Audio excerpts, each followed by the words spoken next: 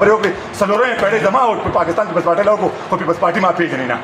او په اپوزیشن کې هم موږ یتیمانان یو نو موږ به د خپل کور کلي له مطلب دا څنګه کارونه راوړو چې زما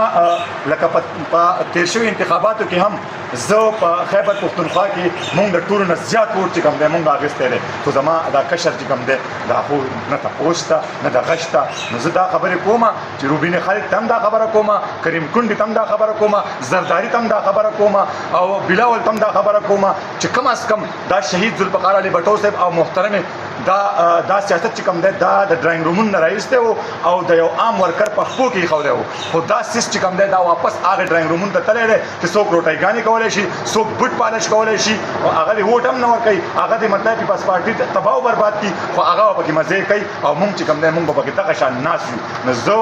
دا ملګري زه دا دوه درې خبرې مې ما وکړې دا ملګري دي په دې باندې بیا تاسو خپل تفصیل باندې خبرې وکړئ زه دا خبره کوم چې د پیپلز پارټۍ چې څونه کارکونان دي دا ټول غریبان دي په کار دی چې دا د بېنظیر انکم سپورټ پروګرام دو ته مطلب دا کارډونه میلاو شي او دو دې رجسټر شي بله خبره دا ده ډېر ملګري موږ ته ټلیفون نه کوي زموږ سره دغه نشته پاور نشته ما ته خبره قسم نه 15-20 کسان راکړی دی چې اوس خو ستاسو ټول هر څه چې کوم دی ستاسو په لاس کې دي روبینا خالد چې کوم دغه ستاسو چیرپرسن ده اوس خو کم از کم زموږ دغه چې کوم دی د بېنظیر انکم سپورټ پروګرام دا کیسه چې کوم ده دا خو موږ له وکړئ که نه اوس هم زما سره یو 10 کسان په وټساپ باندې لري د هغو میسجونه پراته دي نعیم خان د دې به څه کردار کېږي کم از کم موږ خو نور هېڅ هم نشو کولی د مچۍ دم راسره هم نشته نو کم از کم دا قصه خو موږ له کول پکار ده چې موږ د خپلو علاقې ته د خپل دغه ته د خپل ځوانانو ته چې سبا مطلب د ووټ لپاره ورځو چې موږ څه کړي دي موږ دا وکړه زمونږ نه قسم په خدای زمونږ کم کردار چې و د پاکستان پیپلز پارټۍ چې کم د بټو صاحب او د محترم او د عام د هغې نه پس د مشر او د حنیف خان او د هغه کم کردار چې و هغه پی ټي آی اخیستی دی هغه جماعت اسلامي اخیستی دی هغه مسلم لیګ اخیستی مسلم لیګ خبره ده کومه امیر مقام چې کوم دی قسم په خدای دی د سفرونو دغه هلک چې کوم دی دغه زمونږ په شان غریب او مسکین کس دی امیر مقام د هغه سره راځي او د هغه سره میټینګونه کوي ښه د مشر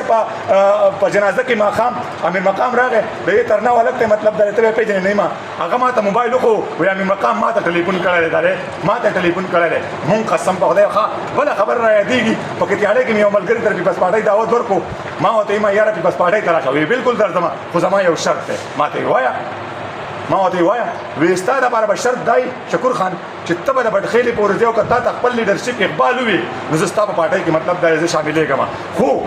او زما لپاره به شرط دی چې زه به د دې ځای کې نه روانېږم او د کراچۍ پورې ما ته خلک آفتاب صاحب وایي زما پارټۍ والا نو بیا زما سره ماتې نه او دا هم دغه شان ده دا یې څلورمې پېړۍ زمونږ مطلب دې ځوانانو او دې مشرانو دا خبرې وکړې څلورمې پېړۍ زما او په پاکستان پیپلز پارټۍ له وکړو خو پیپلز پارټي ما پېژنې نه نو کم از کم د دې مشرانو ته یم چې کم از کم هغه خلکو له واکونه ورکوي چې کم پیپلز پارټي مخ په وړاندې باندې بوځي او تاسو هغه خلکو له واکونه ورکړي دي چې مطلب دی هغه پیپلز پارټي تباه او برباد کړه پیپلز پارټي لږه ډېره راختلې وه واپس چې کوم دی هغه دلته زه روبینا خالد ته هم وایم او زه د نورو مشرانو ته هم وایم چې کم از کم دا خویونه هم پرېږدئ دا ډراینګ رومونو د مهالو دا قصې مې پرېږدئ